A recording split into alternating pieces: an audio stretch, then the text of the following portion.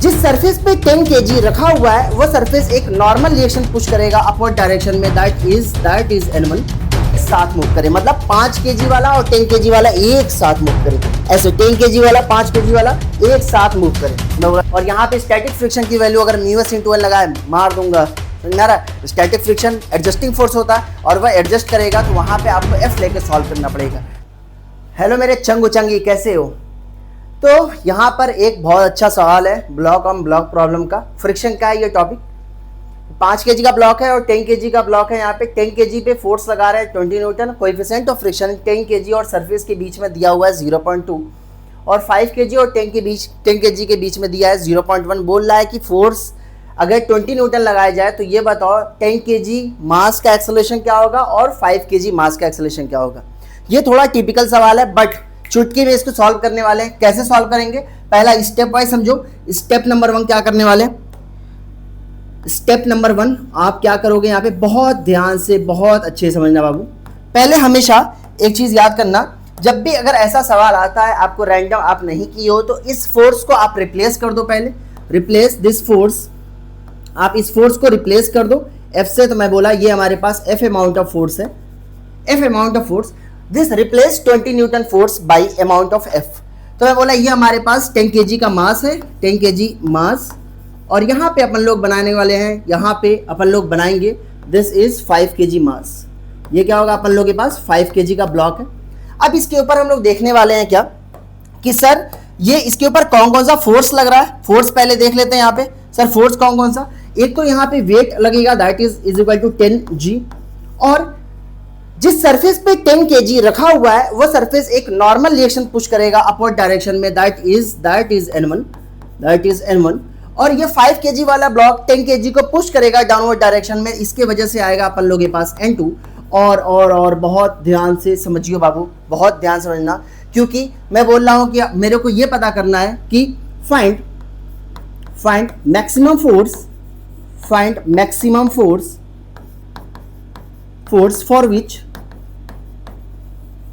for which both blocks moves together। मतलब मुझे maximum force पता करना है कि दोनों ब्लॉक एक साथ मूव करें, मतलब 5 kg वाला और 10 kg वाला एक साथ मूव करे, ऐसे 10 kg वाला 5 kg वाला एक साथ मूव करे। मैं बोला ठीक है सर, फोर्स की वैल्यू। अब क्या करने वाले हैं यहाँ पे, सर अगर 10 kg वाले फोर्स अगर जैसे आगे स्लाइड करने की कोशिश करेगा तो यहाँ पे एक, क्योंकि मैक्सिमम निकालना है तो यहाँ पे यूज करेंगे लिमिटिंग फ्रिक्शन। तो ये बताओ यहाँ पे एक होगा अपन लोगों के पास F लिमिटिंग यूज होगा, और इसकी वैल्यू हो जाएगी अपन लोगों के पास F लिमिटिंग, ये होगा अपन लोगों के पास μ1 इंटू कितना होगा अपन लोगों के पास 1 N1। Limiting friction means the maximum friction develops between two surfaces, दो सर्फेसेस के बीच में मैक्सिमम फ्रिक्शन कितना डेवलप होगा, अगर ये पता कर ले तो अपना काम हो जाएगा। सर मैं बोला यहाँ पे भी जब ये हमारे पास फोर्स लगेगा तो यहाँ पे भी एक और फ्रिक्शन लगेगा, क्योंकि दोनों के बीच में कोएफिशिएंट ऑफ फ्रिक्शन दिया हुआ दैट इज μ2 × N2। ये हमारे पास 5 kg वाले ब्लॉक का अगर फ्री बॉडी डायग्राम बनाया जाए तो सर ये हमारे पास अगर Newton's third laws of motion के हिसाब से अगर 5 kg वाला 10 kg को N2 अमाउंट से अगर यहाँ पे पुश कर रहा है तो 10 kg वाला 5 kg ये N2 अमाउंट से ऊपर की तरफ पुश करेगा, दैट इज N2। ये होगा अपन लोगों के पास N2, और यहाँ पे ये आएगा अपन लोगों के पास this is 5g weight. Sir इसके ऊपर फोर्स ऑफ फ्रिक्शन कैसा लगेगा?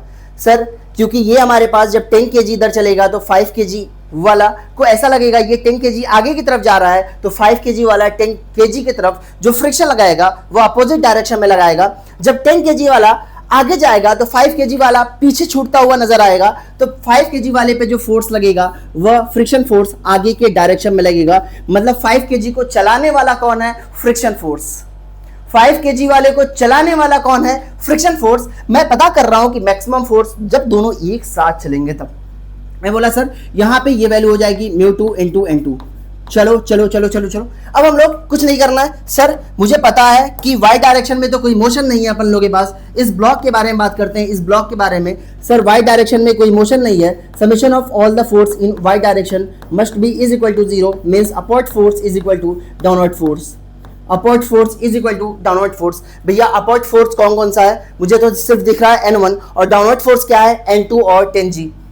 इसका मतलब ये होगा N1 is equal to this is N2 plus 10G, ये होगा हमारे पास 10G। G की वैल्यू आप 10 ले लेना, और यहां से आप यहां से भी लगा सकते हो sir summation of all the force in y direction must be zero, means upward force downward force के बराबर होगा। यहां से आप N2 इजिली कैलकुलेट कर सकते हो, we can calculate easily N2 की वैल्यू, और ये N2 की वैल्यू हो जाएगी 5G, G की वैल्यू 10 रखता हूं तो ये हो जाएगा अपन लोगों के पास 50 न्यूटन। N2 की वैल्यू होगी 50 न्यूटन, मतलब 5 kg वाला 10 kg ब्लॉक पे 50 न्यूटन होना भी चाहिए, क्योंकि 10 kg वाला के ऊपर 5 kg है तो 5 kg 10 kg वाले पे और पुश करेगा, तो N1 की वैल्यू ज़्यादा आने वाली है। N2 इज 50, तो यहाँ पे N1 की वैल्यू आ गई, N2 इज 50 प्लस, और ये होगा अपन लोगों के पास 100, और ये वैल्यू हो जाएगी हमारे पास 150 न्यूटन। 150 न्यूटन। मैं बोल रहा हूं कि दोनों एक साथ मूव करेंगे, अगर दोनों एक साथ मूव करेंगे तो भैया दोनों का एक्सेलरेशन सेम होगा, that is called maximum acceleration. ठीक है सर, अब क्या करने वाले sir, net force is equal to mass into acceleration. मुझे पता है कि net force in x direction is equal to होगा mass into acceleration in x direction. तो ये बताओ नेट फोर्स एक्स डायरेक्शन में F माइनस, ये होगा अपन लोगों के पास F माइनस, और ये हो जाएगा अपन लोगों के पास mu two N two minus mu one N one is equal to mass 10 kg is equal to होगा हमारे पास 10 इंटू ए। सर ए की वैल्यू तो नहीं पता मुझे, सर फोर्स की वैल्यू निकाल लेते हैं अपन लोग। एक तो इक्वेशन यहाँ से आ गई, और चलो म्यू टू एन टू की वैल्यू, इसकी वैल्यू हम लोग निकालते हैं, देखिए कितनी आती है। सर यहाँ पे म्यू1 की वैल्यू इज गिवन, म्यू1 की वैल्यू दिया हुआ है 0.2, और N1 की वैल्यू ऑलरेडी हम लोग निकाल चुके हैं। N1 इज 150 पॉइंट से ये गया, और इसकी वैल्यू आ जाएगी अपन लोग के पास 30 न्यूटन। मतलब जो मैक्सिमम फोर्स दो सरफेस के बीच में, सरफेस और 10 kg के बीच में लगेगा, वो हमारे पास लगने वाला है 30 newton. What is the value of mu two N two? Mu two N two की वैल्यू कितनी होने वाली है सर? म्यू टू की वैल्यू दिया हुआ है 0.1 and N2 is given, N2 is 50, और ये वैल्यू हो जाएगी अपन लोग के पास 5 न्यूटन। ये कितना होगा अपन लोग के पास? 5 न्यूटन। तो सर इसका मतलब इसकी वैल्यू है हमारे पास 5 न्यूटन, इसकी वैल्यू है अपन लोग के पास 5 न्यूटन बाबू। तो यहाँ पे सर क्योंकि दोनों का एक्सेलरेशन सेम होगा, दोनों का एक्सेलरेशन सेम है, तो मैं यहाँ पे लिख सकता हूँ, बहुत ध्यान से सुनना, net force is equal to mass into acceleration. 5 kg को चलाने वाला फ्रिक्शन फोर्स है, फ्रिक्शन की वैल्यू हो जाएगी म्यू टू एन टू। इसका मतलब 5 इज इक्वल टू मास की वैल्यू कितनी है हमारे पास 5 इंटू एक्सेलरेशन। एक्सेलरेशन की वैल्यू कितनी होगी अपन लोगों के पास 1 मीटर पर सेकंड स्क्वायर। एक्सेलरेशन की वैल्यू कितनी होगी अपन लोगों के पास 1 मीटर पर second square. That is called maximum acceleration. इतना ही हो सकती है सर। कितने फोर्स पे ये वैल्यू, कितने फोर्स तक मैक्सिमम फोर्स कितना होगा सर? मैक्सिमम फोर्स निकाल सकते हैं। मैक्सिमम फोर्स F माइनस, और म्यू टू एन टू की वैल्यू कितनी है? म्यू टू एन टू की वैल्यू है 5 और इसकी वैल्यू है 10, तो ये होगा 5 minus 30 is equal to 10 into 1, और ये वैल्यू आ जाएगी फोर्स की वैल्यू मैक्सिमम कितना आने वाली है? मैक्सिमम ये होगा minus 35 plus 10 is equal to हो जाएगा 45 न्यूटन। ये होगा अपन लोगों के पास 45 न्यूटन। बहुत ध्यान से समझना कि सर अगर मैक्सिमम फोर्स 45 न्यूटन, मतलब 45 न्यूटन से फोर्स अगर कम हुआ तो ये ब्लॉक साथ साथ मूव करेंगे, बट एक शर्त है यहाँ पे सर, 45 न्यूटन से ज्यादा हुआ तो सर ये एक साथ मूव नहीं करेंगे, ये हमारे पास अलग अलग एक्सेलरेशन से मूव करने वाले हैं। तो सर इसका मतलब अगर इस ब्लॉक को चलना है, 10 kg वाले ब्लॉक पे फोर्स लग रहा है, इसको अगर मूव कराना है, तो इसका मतलब ये लिमिटिंग जो फोर्स है, लिमिटिंग फोर्स है, उसको क्रॉस करना पड़ेगा। उस लिमिटिंग फोर्स की वैल्यू कितनी है अपन लोगों के पास? मतलब ये वैल्यू है हमारे पास 30 न्यूटन। ये कितना है अपन लोगों के पास? That is equal to 30 newton. इसका मतलब 30 न्यूटन का फोर्स। इसका मतलब सर 30 न्यूटन से कम हुआ तो क्या ब्लॉक मूव करेगा? ब्लॉक स्लाइड ही नहीं करेगा। अरे 30 न्यूटन से कम होगा तो ये फ्रिक्शन एडजस्ट कर लेगा। फ्रिक्शन क्या करने वाला है? एडजस्ट कर लेने वाला है। इसका मतलब limiting friction mu one into N one. N one की वैल्यू कितनी आ गई? एन1 की वैल्यू हो जाएगी अपन लोगों के पास 15G। ये होगा G की वैल्यू 10, 150 इंटू 0.2, यहाँ से गया 30 न्यूटन। इसका मतलब ये हुआ सर, यहाँ से मैं कंक्लूड ये कर सकता हूँ, यहाँ से कंक्लूजन ये आ सकता है कि सर अगर F की वैल्यू हमारे पास 30 न्यूटन से कम हुआ, F की वैल्यू अगर हमारे पास 30 न्यूटन से कम हुआ तो क्या होने वाला अपन लोगों के पास? 30 न्यूटन से मतलब लेस देन और इक्वल टू 30 न्यूटन। इसका मतलब ये होगा हमारे पास बोथ ब्लॉक्स, दोनों ब्लॉक्स किस पे रहने वाले हैं, एट रेस्ट। दोनों ब्लॉक किस पे रहेंगे, रेस्ट पे रहेंगे। इसका मतलब सर अगर फोर्स की वैल्यू 30 न्यूटन से ज्यादा हुआ और लेस देन और इक्वल टू 45 न्यूटन से कम हुआ तो क्या होगा अपन लोगों के पास, both blocks move with same acceleration, move with same acceleration. दोनों ब्लॉक सेम एक्सेलरेशन से मूव करेगा। अगर F की वैल्यू 45 न्यूटन से ज्यादा हुआ, F की वैल्यू अगर 45 न्यूटन से ज्यादा हुआ तो क्या होने वाला अपन लोगों के पास, both blocks move with different acceleration, both blocks move with different acceleration. Sir यहां तक तो समझ में आ गया कि सर अगर 30 न्यूटन से कम हुआ तो क्योंकि नीचे वाला जो सरफेस है उसको मूव तो करना ही पड़ेगा। मूव अगर करना है, दोनों ब्लॉक को अगर मूव करना है तो जाहिर सी बात है ये 10 kg वाला पहले इस फ्रिक्शन फोर्स को तोड़ेगा। इसका मतलब ये होगा अपन लोगों के पास 0.2, तो इसका मतलब ये 30 न्यूटन से। अगर मान लो यहाँ पे आप 10 न्यूटन का फोर्स लगाए, सर 10 न्यूटन का फोर्स लगाए 10 न्यूटन लगा देगा। 20 न्यूटन का फोर्स लगाए सर 20 न्यूटन लगा देगा। सर इस केस में एक्सेलरेशन कितना होगा दोनों ब्लॉक का, 0। सर अगर अपन लोगों के पास सर 25 न्यूटन का फोर्स हुआ, 25 लगाओगे, सर ये पीछे से 25 लगा के बोलेगा ए कहां आगे जा रहा हो, तो 25 न्यूटन ये एडजस्ट कर लेगा। 30 न्यूटन जैसे ही लगाओगे 30 न्यूटन पे बोलेगा मैं बस अब जस्ट स्लाइड करने वाला हूं, जस्ट इंपेंड करने वाला हूं, जैसे मोशन को जस्ट स्टार्ट करने वाला हूं और 31 न्यूटन किए तो ये ब्लॉक मूव कर जाएगा और मूव इस तरीके से करेगा कि 5 kg और 10 kg दोनों एक साथ मूव करने वाले हैं।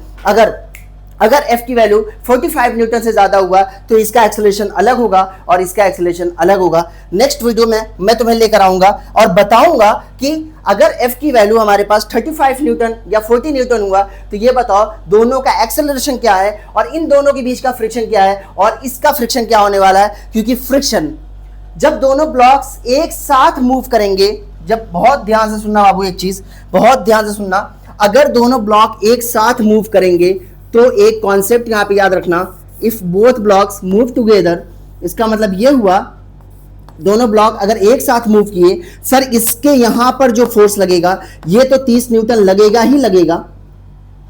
अगर मान लो यहां पे 45 नहीं 40 न्यूटन आप लगाओ, 40 न्यूटन आप फोर्स लगाओ तो 30 न्यूटन एडजस्ट कर लेगा 40 न्यूटन वाला। तो सर यहां पे एक्सेलरेशन क्या होगा, सर वही 1 मीटर पर सेकंड स्क्वायर। ना 1 मीटर पर सेकंड स्क्वायर वाला नहीं होगा। क्यों सर, क्यों नहीं होगा आप ये बताओ।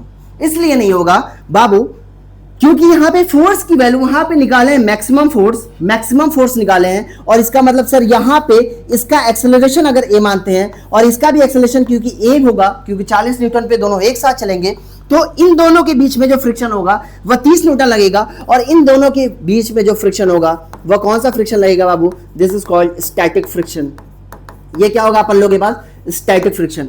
अगर यहां पे अगर आपको म्यूके दिया हुआ है और एक म्यूएस दिया हुआ है, अलग अलग वैल्यू दिया हुआ है, तो आप जब ये ब्लॉक मूव कर जाएगा तो आप म्यूके को लेके सॉल्व करना और उसकी वैल्यू निकालना। यहां से समझ में आ रहा है ये चीज, म्यूएस मत यूज करना क्योंकि ये स्लाइड कर चुका, स्लाइड अगर कर चुका तो सरफेस के रिस्पेक्ट में ये मूव कर चुका। अगर मूव कर गया हमारे पास चल पड़ा तो कौन सा फ्रिक्शन आ जाएगा, काइनेटिक फ्रिक्शन आ जाएगा। सर ये 5 kg और 10 kg के बीच में जो फोर्स लगेगा, जो यहां पे फोर्स लगने वाला है सर वो स्टैटिक होगा क्योंकि दोनों एक साथ मूव करेंगे, दोनों एक साथ मूव करेंगे तो सर ये मूव करने की कोशिश करेगा, स्टैटिक फ्रिक्शन उसको एडजस्ट कर लेगा और यहां पे इन दोनों के बीच में जो फ्रिक्शन लगेगा स्टैटिक फ्रिक्शन। बहुत ध्यान सुनना, क्वेश्चन आ सकता है अगर इंटरव्यू में पूछा गया कि 5 kg और 10 kg के बीच में कौन सा फ्रिक्शन लगता है, स्टैटिक। सर इसके बीच में अगर कुछ नहीं दिया है तो आप म्यूएस लेके सॉल्व कर देना, अगर दिया हुआ है म्यूके तो आप म्यूके लेके सॉल्व करना, तभी आंसर करेक्ट आने वाला है। तो स्टेप नंबर 1 मैं बता दिया आपको कि पहले हमेशा फोर्स को रिप्लेस कर लो, रिप्लेस करने के बाद आप पता करो